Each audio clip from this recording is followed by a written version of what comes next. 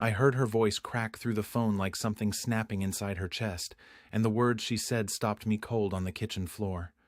"Grandpa," she whispered. "He said if I tell anyone, he'll make sure you get hurt first."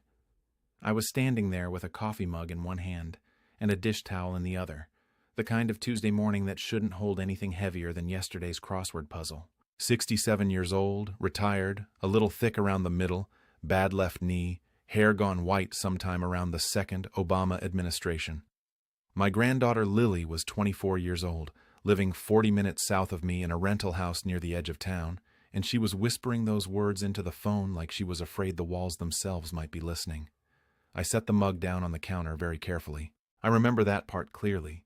The soft ceramic click it made against the laminate, the thin thread of steam still rising from it.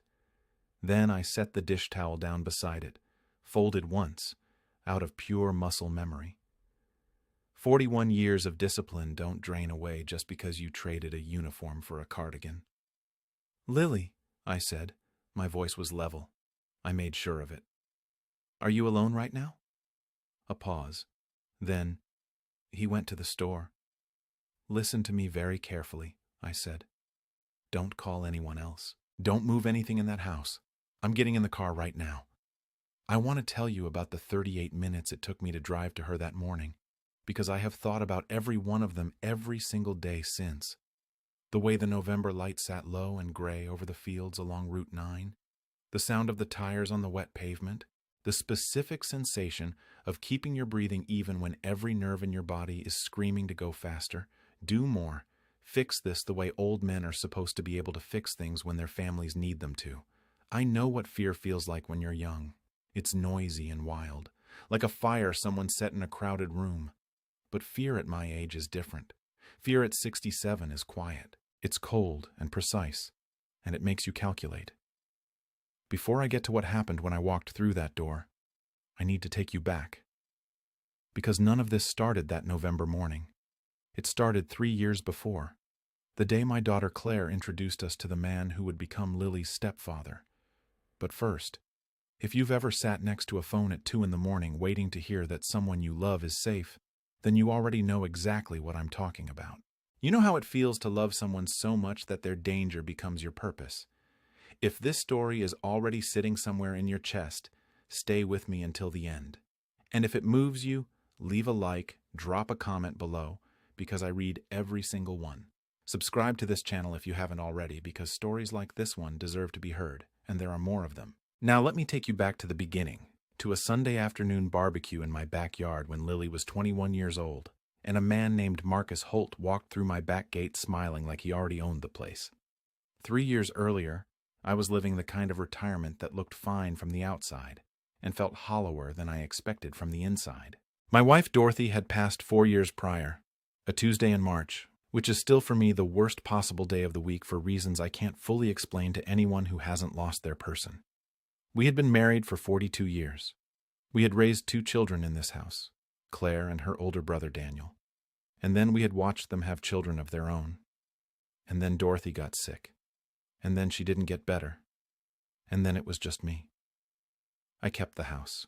I don't know if that was wisdom or stubbornness, probably both, which are closer together than most people want to admit. I kept her garden too, which I had never once maintained in 42 years of marriage, and I am here to tell you that keeping someone's garden after they're gone is the hardest and most necessary thing I have ever done. I planted the same dahlias she always planted in the bed along the east fence. I kept them watered. Some years they came up full and red and beautiful, and I stood there in the mornings with my coffee and felt something close to peace. Some years they barely came up at all, and that felt true to something too. I had retired from executive transportation 7 years before Dorothy passed. That's the polished way to say I drove people. Private clients, corporate accounts, occasionally government contracts when the work called for it. I drove serious people to serious places and kept their conversations inside the car, which is the first and most important thing you learn in that line of work. Before that, 23 years in the Army, infantry, then logistics. 2 tours that I don't talk about at dinner, but that trained certain parts of me in ways that never fully unwire. I came home from that work a quieter person than I'd left as a young man from Garfield County, Ohio, and I never fully unlocked back to who I'd been before. Dorothy used to say I had 2 volumes, thoughtful and very thoughtful. She meant it kindly. I think she was right. My daily life after retirement was modest and deliberate. I was up at 5:30 most mornings, which is just what your body does after half a century of early rising. Coffee first, then the garden if the weather allowed, then a walk around the neighborhood, 2.5 miles of the same streets I'd walked for 30 years. Tuesdays I volunteered at the Veterans Center on Millbrook Avenue, driving men and women older than me to appointments they couldn't reach on their own, which felt like the most honest use of both my professional skills and my remaining energy. Thursdays I had lunch with my old friend Roy, who had retired from the county sheriff's office and still held the posture of a man who expected trouble and had made a kind of peace with that expectation. Sundays, whenever possible, were for family. And it was on a Sunday, a warm Sunday in late August, 3 summers before that November phone call, that Claire brought Marcus Holt to meet us. Claire was 41 at the time, and she had been on her own for 6 years following a difficult divorce from Lily's father, a decent man named Gary, who simply loved his work more than he loved his marriage and had moved to Portland to prove it. Claire had done everything right in the years since. She'd held her job as a school administrator in Harwick. She'd supported Lily through the end of high school and into college. She'd rebuilt her own life with the quiet, competent efficiency that I had always recognized as the best of both her mother and myself. She deserved happiness. I believed that without reservation, and I told myself to remember it when Marcus walked through my back gate. He was 44, dark-haired, broad through the shoulders, with the kind of practiced handshake that takes years to develop. Firm enough to signal confidence, not so hard that you register it as aggression. He worked in commercial real estate. He drove a charcoal gray Audi that he'd parked precisely in front of my mailbox. He brought a bottle of wine I'd never heard of and a dessert from a bakery across town that must have cost $40. And he called me Sir the first 3 times we spoke, and then switched to Frank, as if we'd just crossed some invisible threshold of mutual respect that he'd decided we'd reached. I noticed that he decided it, not me. Him. "Your yard is beautiful," he said, looking at Dorothy's dahlias. "My wife planted those," I said. "Claire told me," he said. He held a beat, and then he added, "She must have been a remarkable woman." It was the right thing to say. He said it at exactly the right moment, with exactly the right tone. And something about the precision of it, the practiced timing of the condolence, made me want to look at it from a different angle, not because I was certain anything was wrong, but because that was the angle I had always trusted. Lily arrived an hour later, bouncing through the back gate in the way she'd done since she was 6 years old, and she hugged me the way she always hugged me. Both arms, no hesitation. Her face pressed against my shoulder for a second before she pulled back to look at me and say whatever was on her mind in that exact moment. She was 21, in her last year of a communications degree, and she had her grandmother's eyes and her mother's spine and her grandfather's stubbornness, which she had been told about so many times she'd begun to own it as a compliment. She introduced herself to Marcus with less ceremony than her mother, which I noted and appreciated. She shook his hand, said it was nice to meet him, asked him a few questions about his work the way a young person does when they're making a polite effort, and then came to sit beside me on the porch steps while he and Claire talked near the grill. We talked about her senior thesis, about a road trip she was planning with her roommate, about a concert she wanted to take me to, some band she'd been trying to get me to listen to for 2 years. We talked the way we had always talked, which is the best way I know to describe how close we were, effortlessly, without agenda. I watched Marcus across the yard while I listened to her, the way you watch a driver in the next lane when you're carrying something precious in the back seat. Careful, unhurried, patient. The first thing I noticed was small. It was so small I almost let it go. Claire was telling him something about her day, something about a parent meeting that had run long, and how she'd barely had time to pick up the wine he'd asked for. And he nodded, smiled, and said very casually, "You should probably just keep a car charger in the bag I gave you, then you'd always have the address." He kept smiling while he said it, but what he meant was, "You should have managed this better." He said it with a smile that invited her to agree that she had failed a small test she hadn't been told she was taking. Claire laughed softly and said, "You're right. I keep forgetting." Lily, beside me, said something about her roommate's cat. I answered her, and I kept watching Marcus, who had moved on to another topic entirely, comfortable and charming and already holding the center of the conversation the way he would, I came to understand, always hold it. The afternoon ended pleasantly. The wine was good. The dessert was good. Marcus helped me carry chairs in from the yard and shook my hand goodbye with that same practiced firmness. Really good to meet you, Frank. I hope we do this again soon. He sounded like he meant it. He probably did, in the way that people mean things that cost them nothing. I went inside and washed the glasses and stood at the kitchen window until his charcoal Audi had turned the corner off my street. Then I went and sat with Dorothy's dahlias for a while in the last of the evening light, the way I did when something needed thinking through.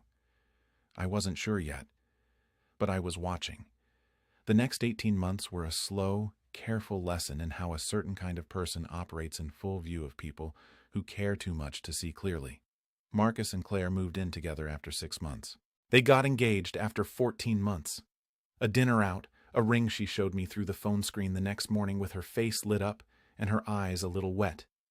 And I told her it was beautiful. And it was. And I meant it. And I meant every good wish I had for her in that moment because she deserved them. I just kept watching. Thanksgiving came 6 weeks after they announced the engagement. We had it at Claire's house. Her house, technically, though Marcus had moved most of his furniture in, which told you something about how quickly the geography of ownership had shifted. There were 12 of us around 2 tables pushed together in the living room. My son Daniel and his wife Patrice drove in from Columbus. Lily had brought her college roommate, a cheerful young woman named Dana who ate seconds of everything, and was therefore my favorite person at the table. Claire had cooked for 2 days, and was glowing with the specific exhaustion of someone who has produced something they're proud of. It was during the meal that Marcus made the first comment that landed in the room differently than it was dressed up to land. Claire had made the stuffing the way her mother had made it, with sage and dried cranberries and a particular ratio of bread to broth that Dorothy had written down in a recipe card I still have in my kitchen drawer. It was Claire's way of keeping her mother at the table. Anyone who knew our family understood this. Marcus, who had by then lived with Claire for 3 months, understood this or should have. He said, "I actually think the stuffing is a little dry this year, babe. Did you change the recipe?" He said it pleasantly, as a dinner table observation, with his fork resting against his plate, looking at Claire with what he probably thought looked like thoughtful concern. The table went quiet for exactly 2 seconds, which is a long time when nobody's speaking. Claire's expression went through 3 things very quickly. Surprise, something that looked like the beginning of hurt, and then the smile she put over it. "Really?" she said lightly. "I'll try adding a little more stock next time." "It's really not a big deal," Marcus said, already moving back to a conversation with Daniel. "Just an observation." Lily, across the table from me, looked at her plate. Her jaw was set in a way that wasn't angry. It was careful, like she was keeping something inside her mouth that wanted to come out. I said, "The stuffing is perfect, Claire. Same as your mother's. Better, maybe, because you made it." Marcus looked at me with that pleasant smile and didn't say anything. He didn't need to. He'd already gotten what he came for, which was to establish in front of everyone that his assessment of things was a reasonable thing to offer at any moment, and that Claire's response to it was to adjust. Christmas brought more of the same, wrapped more prettily. He gave Claire an expensive piece of jewelry, and then, at his own mother's house, corrected her twice in front of people she didn't know. Once about a fact she'd gotten slightly wrong in a story she was telling, and once about the glass of wine she was pouring herself, which he said was a lot for a Tuesday.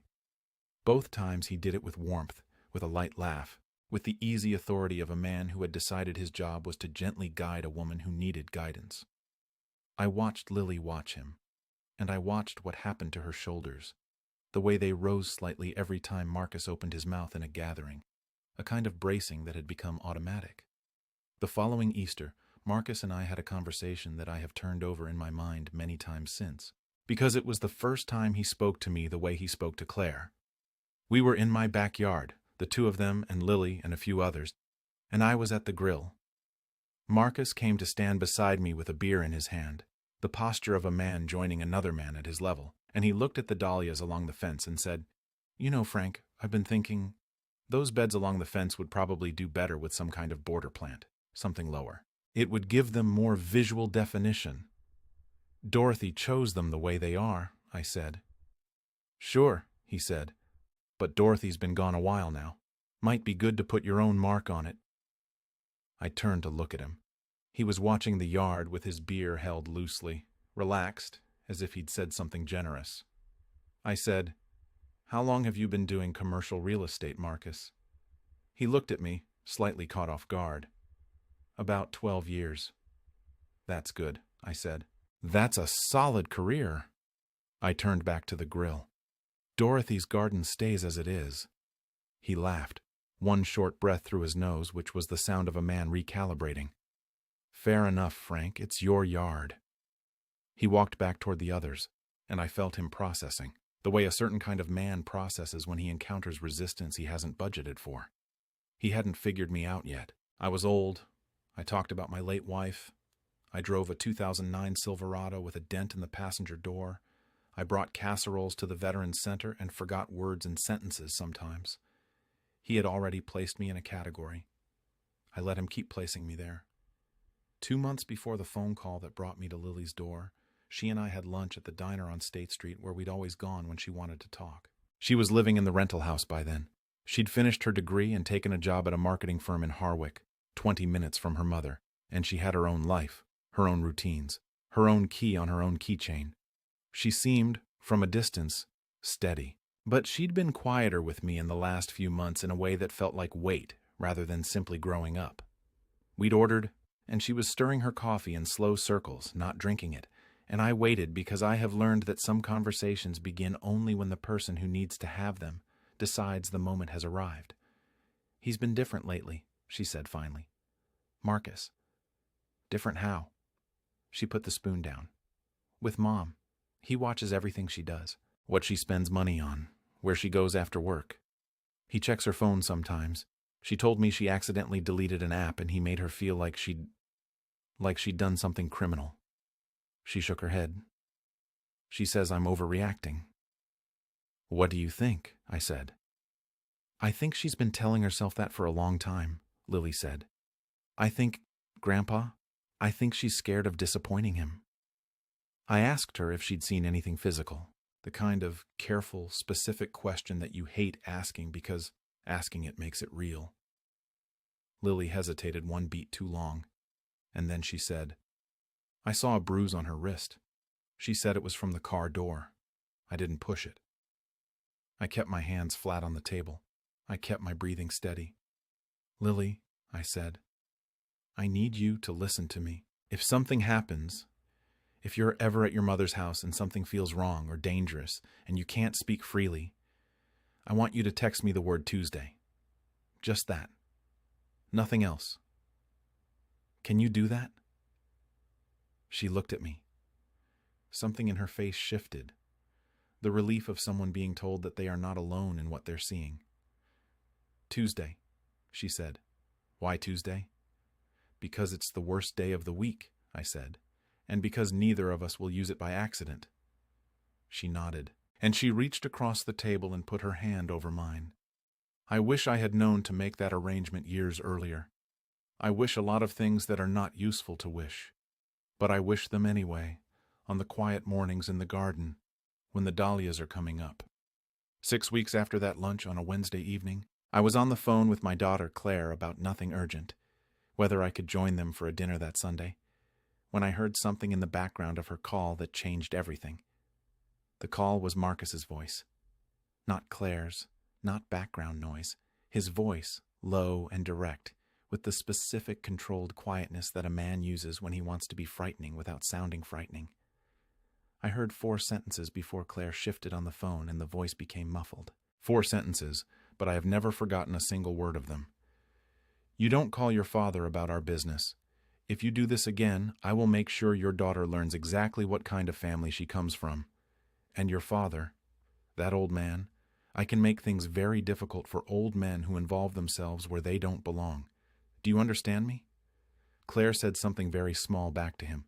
Then she said to me brightly, "So Sunday works. Let me just confirm the time and I'll text you." And she said goodbye. I sat in my chair in the living room for a long time after that call ended. 23 years in the Army teaches you certain things about stillness, about the difference between doing nothing and doing nothing yet. I was not panicking.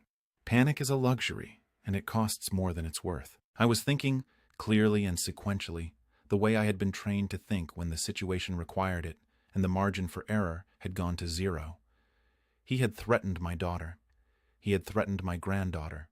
And he had threatened me, specifically, in a way that told me he'd thought about it. Which meant he'd been thinking about me. Which meant he'd been deciding what category of obstacle I was. He'd settled on harmless. He'd settled on manageable. He was wrong about that. But his being wrong about it was going to be useful, and I was not going to correct him before I was ready. I began that night to keep notes. Every incident I could recall, dated as accurately as I could manage, written in a notebook I kept in the glove compartment of my truck. I called Roy the next morning, not to alarm him, just to have a conversation with a man I trusted completely, who happened to understand both the law and the kind of men who test its edges. Roy listened. Roy asked 3 questions. Then Roy gave me the name of a family law attorney in Harwick named Sylvia Marsh, who Roy said was the best he'd encountered in 30 years of watching courtrooms. I called Sylvia that afternoon. I told her what I'd heard, what I'd observed over 18 months, and what I suspected. She told me what could and couldn't be used as evidence, and she told me that the most important thing right now was documentation, proximity, and patience. 2 weeks passed. The Sunday dinner was normal on the surface. Marcus was warm, attentive, talking to me about football with the comfortable ease of a man who has decided you're not worth guarding against. I watched Claire the entire evening. She moved carefully in the kitchen. She checked his expression before finishing a thought. She laughed at his comments a half-second after everyone else did, which is the lag of someone who needs to know the laugh is safe before offering it. I drove home that night and sat with Dorothy's picture on the side table and talked to her quietly for a while, which I do sometimes and am not embarrassed about. I told her what I was seeing. I told her I was going to handle it. She would have told me to be methodical. She always knew which of my tendencies to encourage. Then, on a Tuesday, because of course it was a Tuesday, my phone lit up at 9:47 in the morning with a single text from Lily's number. Tuesday. She wasn't at Claire's house. She was at her own rental, 40 minutes south. She'd called me the moment Marcus had stepped out to run an errand, and what she told me in those next 4 minutes I have already told you. He had threatened me. He had told her, my granddaughter, 24 years old, sitting in her own kitchen, that if she spoke to anyone, he would make sure I was the first one to pay for it. He had said this to her the previous evening when she'd pushed back on something he said about her mother. He had taken her phone from her hand and set it directly into her face.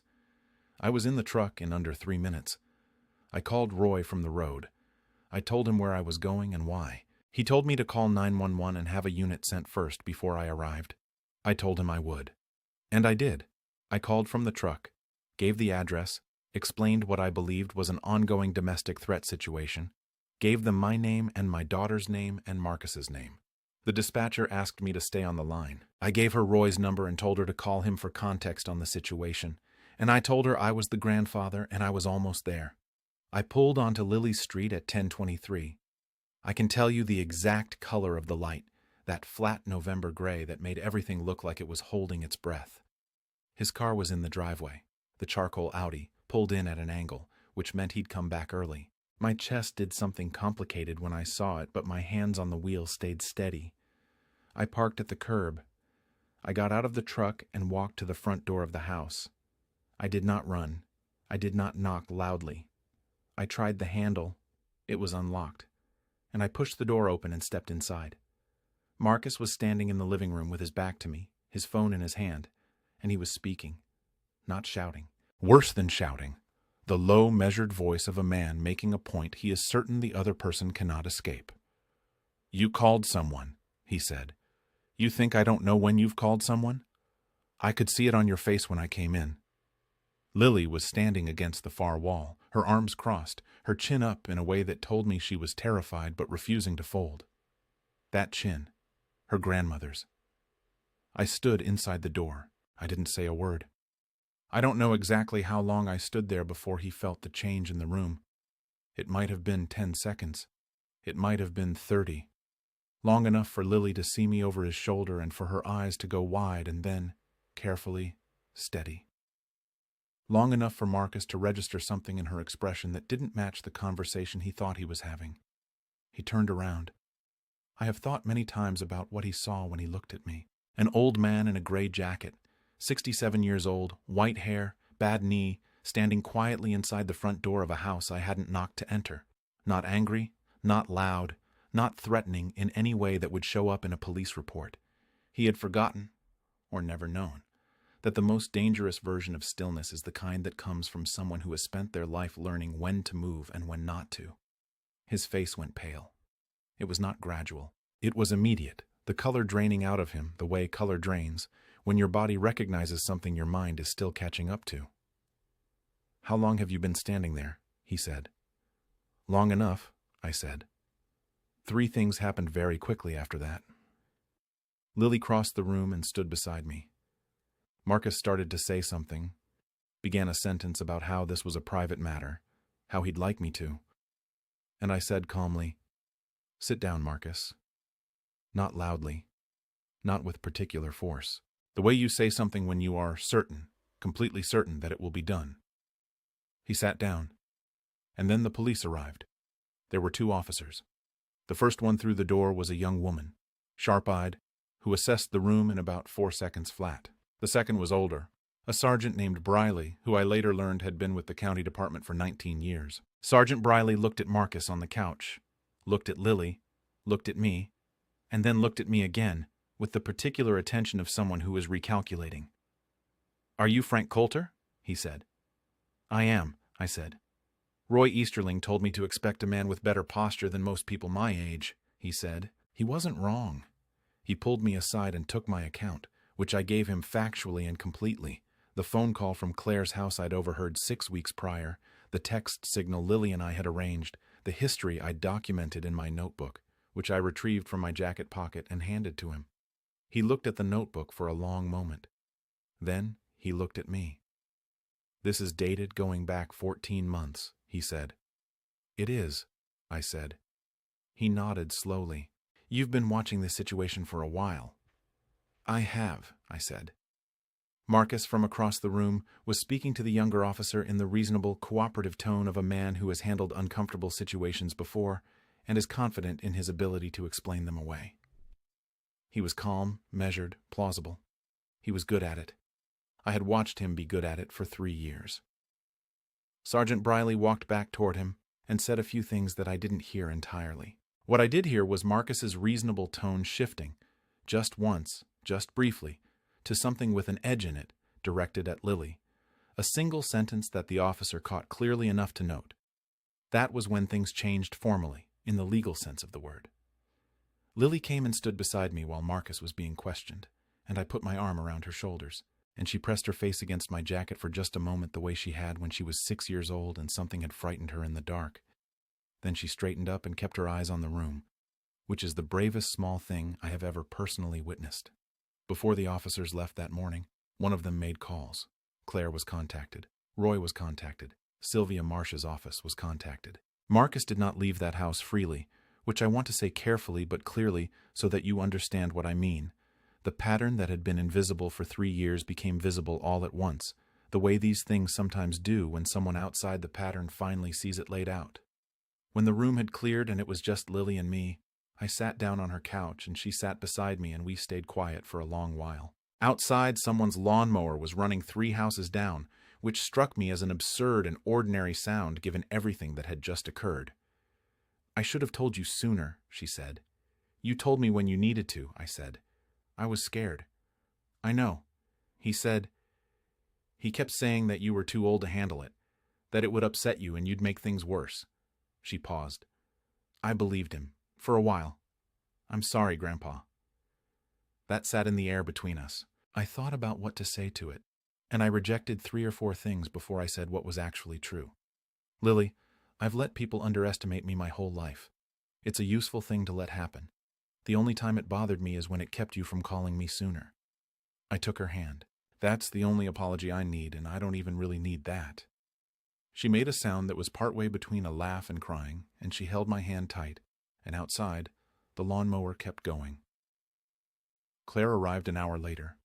She came through the door looking like she'd driven fast on a shaking road, her coat unbuttoned, her face carrying everything she'd been holding for a very long time. She stopped in the middle of Lily's living room and looked at me, and then she sat down on the floor, just sat right down on the floor.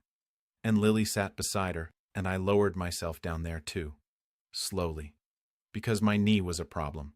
And the three of us sat on the floor of that living room like we were the only people left in the world, which is more or less how it felt. I don't know when I stopped being able to see it clearly, Claire said. You didn't lose it, I said. He was careful about taking it from you slowly. That's different. I kept thinking it would get better. I know you did. She leaned her head on my shoulder. She hadn't done that since she was maybe 16. I held very still so she'd know the shoulder was solid. It was. In the weeks that followed, Sylvia Marsh turned out to be everything Roy had promised. She was 50-something and efficient and moved through the legal system the way someone moves through familiar terrain. Not rushing, not wasting a step. Claire filed formally. The protection order came through quickly, helped by Marcus's documented history and the incident at Lily's house and two other things that emerged during the process that I had not known about, a financial control pattern going back to the first year of the relationship, and a complaint that had been made by a previous partner and never fully pursued. The case built on itself the way truth tends to do once it gets room to breathe. There was a court date in February. I drove Claire there myself. We parked 2 blocks from the courthouse and walked in the February cold, and Claire held her folder of documents in both hands and didn't say much. I didn't try to fill the silence. Some silences have to travel with you until they're ready to settle. The courtroom was smaller than what you picture from television. Wood paneling, fluorescent lights, the specific neutral smell of a building that holds difficult things in its rooms every day and has become used to it. Claire sat at the plaintiff's table. I sat in the gallery. Sylvia sat beside Claire with the calm of someone who has done this many times and knows that calm is a form of protection. Marcus came in with his own attorney, a man in a well-cut suit who had the practiced neutrality of someone being paid by the hour to present a particular version of events. Marcus had dressed carefully for the occasion. He looked, if anything, slightly diminished. Not in the aggressive or broken way, but in the way of something that is smaller than you remembered it being. He glanced at me once, briefly, and then looked away. When Claire spoke, and she did speak, in a formal statement that Sylvia had helped her prepare but that Claire had insisted on delivering in her own words, I watched her face the entire time. Not the judge, not Marcus, not the attorneys. Claire. I watched my daughter stand inside the full weight of what had happened to her and say it out loud with steady hands and a voice that only broke once on a single sentence about her daughter and then steadied again. Afterward, Marcus's attorney spoke. Technically, procedurally, it was managed. What wasn't managed was Marcus himself, who at one point attempted to interject something and was quieted by his own counsel and sat back in his chair with a controlled expression that broke just enough around the edges to show you what was underneath it. Not remorse. Not yet, anyway. Wounded pride, which sometimes looks like the same thing and isn't. The judge was a woman in her 60s who had the particular gravity of someone who has spent decades listening to people explain why they did what they did. She was not unkind. She was exactly as just as the situation required. When she ruled, I let out a breath that I realized I had been partly holding since that Tuesday morning in November. Claire and I walked out of the courthouse together into the February afternoon, which was bright in the way that winter afternoons sometimes are, hard and clear and very cold. We stood on the courthouse steps for a moment and didn't say anything specific. She looked at the street. I looked at the bare trees along the median. A woman walked by with a coffee cup in her hand, talking on her phone about something completely ordinary, and the ordinariness of it felt like mercy. I feel lighter, Claire said. I know, I said. Is that strange? To feel lighter when it's not even really over yet? No, I said. That's relief. You haven't felt it in a while. Give yourself a minute with it. She turned and looked at me for a long moment. How did you know? She said. How did you know before I did? I thought about the answer to that for a moment. Because I was watching him, I said, and I love you, and I was patient. Those 3 things together will tell you almost anything you need to know. She hugged me right there on the courthouse steps, in the cold, in front of whoever was passing, and I held on, and I thought about Dorothy, and I thought about how love is not a feeling that lives only in happiness. It lives in the courthouse steps, and the November driveways and the floors you sit on together when there's nowhere better to be. Spring came. which it always does, without asking whether you're ready. Lily moved into a new apartment in April. 2nd floor, 2 bedrooms, a little balcony, where she put a small table and a chair and a pot of lavender that she sent me a picture of the first morning she had coffee out there. The picture came at 7:15 in the morning, which told me she was up early and at peace, which is all I'd wanted for her for longer than she knew. She was promoted at her marketing firm in May, not a large promotion, but a real one, the kind with a new title and a small raise and a new set of responsibilities that she handled with the composed confidence of someone who has survived something and come through it knowing their own weight. Claire found an apartment of her own, deliberately smaller than the house she'd shared, which she said felt like the right scale for now. She painted the living room a color called dusty sage that I was told was very fashionable, and I told her it looked like the inside of a good idea, which she said was the best compliment I'd ever paid her interior choices. She started seeing a therapist named Margaret every Thursday, which she told me about matter-of-factly, and which I told her was one of the strongest things she'd done through all of it. She started having dinner with a friend from work twice a week, which was the smallest and most significant marker of recovery I could imagine. The return of the casual social life that controlling people are always slowly, patiently cutting away. I found myself changing too in ways I hadn't budgeted for. The Veterans Center on Millbrook Avenue offered me a formal coordinator role for their transportation program in March, and I took it, not because I needed the title, but because having a structured purpose in the week turned out to matter more at 67 than I'd admitted to myself it did. I started having Friday afternoon coffee at a neighbor's house. A woman named Patrice, not my daughter-in-law, a different Patrice, a retired music teacher who had moved in 2 doors down the previous fall, and who had the extremely rare quality of being able to hold a long silence without filling it uselessly. We talked about books mostly, occasionally about music, once, memorably, about what it means to make a second life after a first one ends. Roy had lunch with me one Thursday in late April and looked at me across the table with the assessment of a man who has spent decades reading people. "You seem lighter lately," he said. "Funny," I said. "My daughter said the same thing to me last month." "Maybe you both noticed the same thing," he said. "Maybe," I said. "I think I've been carrying something I didn't know I was carrying." "Most people are," Roy said. He poured more coffee. "The good ones figure it out eventually. My grandson, Claire's son from her first marriage, a boy named Thomas who was 7 years old and the most direct human being I had ever encountered in 67 years of encountering human beings, came to visit me on a Saturday in June. Claire dropped him off for the afternoon while she ran errands, which was something we did occasionally, and which I looked forward to with a specific, uncomplicated joy that I recommend to anyone. Thomas helped me water Dorothy's dahlias, which mostly meant he held the hose and directed the water wherever he personally found interesting. And I followed behind with a second can, making sure the beds actually got what they needed. He was very serious about the job once I'd explained it. After we'd watered and come back to the porch, he sat on the step beside me and said, out of nowhere, in the direct way that 7-year-olds deploy questions, "Grandpa, why did Marcus go away?" I thought about this for a moment. I've found in my experience that children ask the hardest questions because they genuinely want the answers, and the thing they want most is not to be handled.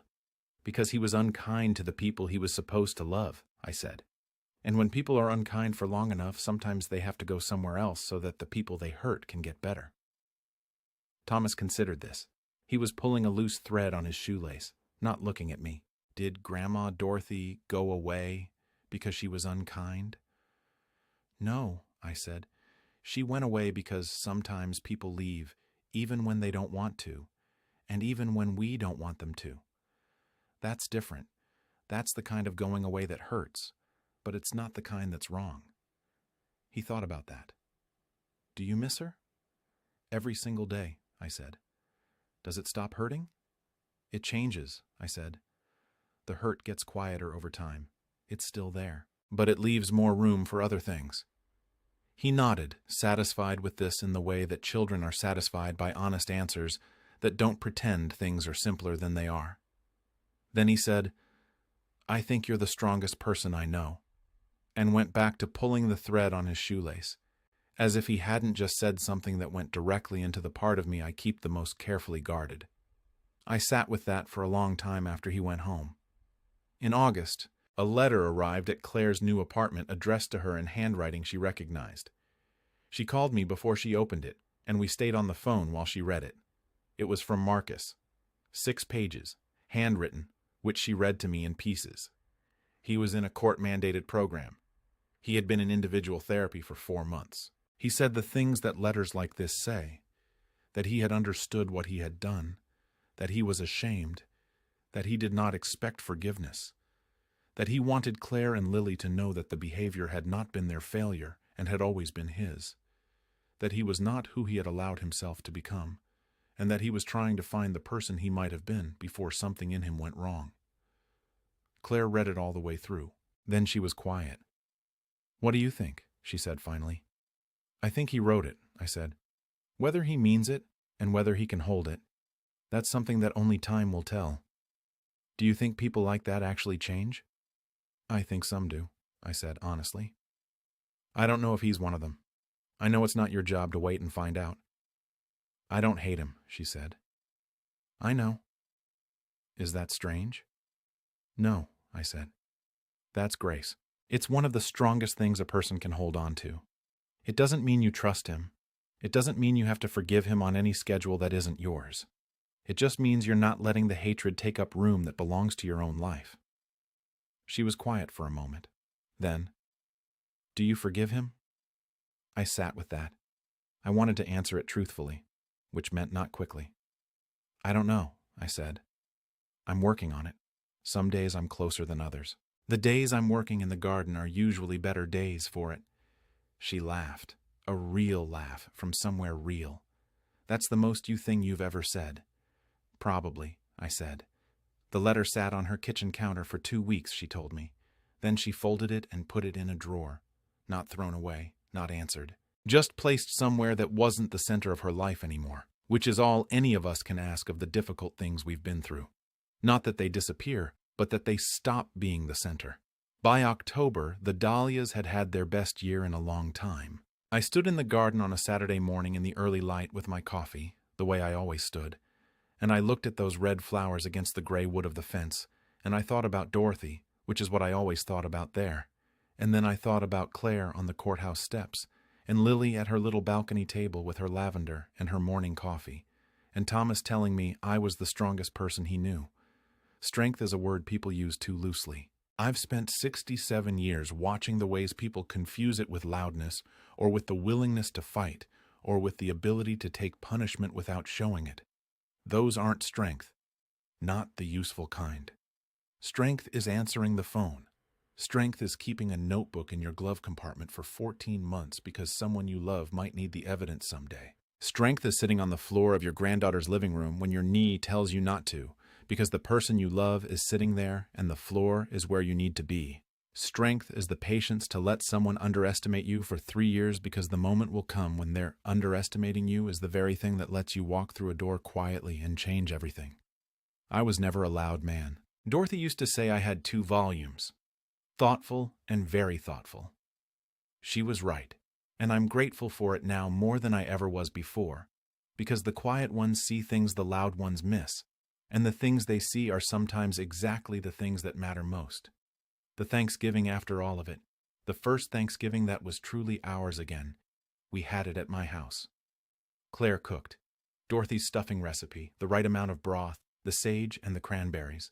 Lily brought wine and took over the music, which meant something with more bass than I generally preferred, but which she danced to in my kitchen at 7:30 in the evening, and which I watched with the specific joy of watching a person be completely freely themselves. Thomas decorated the table with whatever he found in the centerpiece bowl: pine cones, an old key, a small ceramic dog that had been in the house since before he was born, and stood back from it with the satisfaction of an artist who is confident in his vision. Daniel and his wife Patrice came from Columbus. Roy came because Roy is family by any measure that actually matters. Patrice from 2 doors down, my neighbor, the music teacher, came for dessert because she'd never had Dorothy's pie recipe, and I thought it was time she did. We sat around the table together in the yellow light of that dining room, and I looked at the faces there. My daughter, who had come back to herself. My granddaughter, who had grown into something stronger than I'd known she was. My grandson, who was explaining the significance of the ceramic dog centerpiece at some length. My old friend, who had been beside me through more than one version of my life. And I felt something that I want to describe carefully because I want to get it right. It was not happiness exactly. Or not only happiness. It was the specific feeling of having been present for something that mattered, of having stayed and watched and waited and moved when the moment required it, and of now sitting in the aftermath of all of that, in the warmth and the noise and the smell of Dorothy's stuffing recipe, knowing that whatever came next, this moment had been earned. Not given. Earned by every one of us at that table. I looked at Lily, and she raised her glass just slightly across the table, and I raised mine, and we said nothing, because nothing needed to be said. After dinner, after the dishes, after Thomas had fallen asleep on the couch under an Afghan and been carried to the spare room by his mother, I sat on the porch in the cold November air for a few minutes by myself. The dahlias were gone for the season, their beds mulched and quiet. The street was still. Somewhere far off, a dog was barking at something only it could see. I sat there and I thought, as I often do in the quiet moments, about what I would say if I could say one thing to the man I'd been at 30, young and loud and certain that strength meant being unbreakable. I would tell him that the most important things he would ever do would not look important from the outside. He would keep a notebook in a glove compartment. He would sit on a kitchen floor. He would plant dahlias every spring that he would tend every summer, not because they were his, but because they needed tending, and the person who had planted them was gone. He would answer the phone when someone was afraid, and the answering of the phone would be the bravest thing he ever did. I want to say that to you now, whoever you are, wherever you're watching this from tonight. If there is someone in your life whose fear you've been ignoring because you told yourself it wasn't bad enough yet, or because you didn't want to overstep, or because someone told you it wasn't your place, let me tell you something. Plainly and directly, from 67 years of watching how love either shows up or doesn't, it is always your place. When the person you love is in danger, showing up is the only correct answer, and the time is always now. You don't have to be young to matter. You don't have to be loud to be effective. You don't have to be fearless to act. You only have to act in spite of the fear, which is the more honest and more durable version of courage. Pay attention to the quiet signs. The shoulder that tenses before a certain person speaks. The laugh that comes half a beat late. The bruise that gets a simple explanation given too quickly. Pay attention the way you watch a driver in the next lane when you're carrying something precious. Patient, unhurried, present. And if you are the person in the difficult place right now, if there is someone in your life who is making you smaller, who is making you check their expression before you finish a thought, who has taught you to apologize for things that are not your fault, hear me. It is not your fault. You are not too sensitive. You are not overreacting. And somewhere in your life, I promise you, there is someone who has been watching and waiting and keeping a notebook in their glove compartment, who will come when you send the signal, who will walk through the door quietly and stand inside it until the right moment comes. You only have to send the word, whatever word you and they have agreed on, whatever the smallest safe signal is between you and the person who loves you. Send it. This story, Lily's story, Claire's story, mine, is for anyone who has ever sat in a quiet house and wondered if they were wrong to be afraid. You were not wrong. You were simply in a situation that had not yet found its way to the ending it deserved.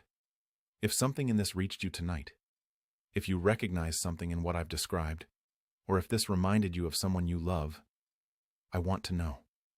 Leave a comment below and tell me what you felt. Tell me your own story if you're ready to share it. Read what other people have left there, because you will find, as I always do, that you are not alone in this, not by a long distance. Subscribe to this channel if you haven't yet, because I will be here every week with another story. Some of loss, some of recovery, some of the small brave moments that don't make the news but that are, in my experience, the ones that actually change the shape of a life. I'm going to go inside now and finish the last of the Thanksgiving pie. Thomas left approximately 1 slice. I consider that generous, given what I witnessed at the dessert table. Take care of the people you love. Pay attention. Answer the phone, and remember, the most dangerous person in the room is usually the quietest one. Not because they are threatening, but because they have been watching long enough to know what actually matters. Good night.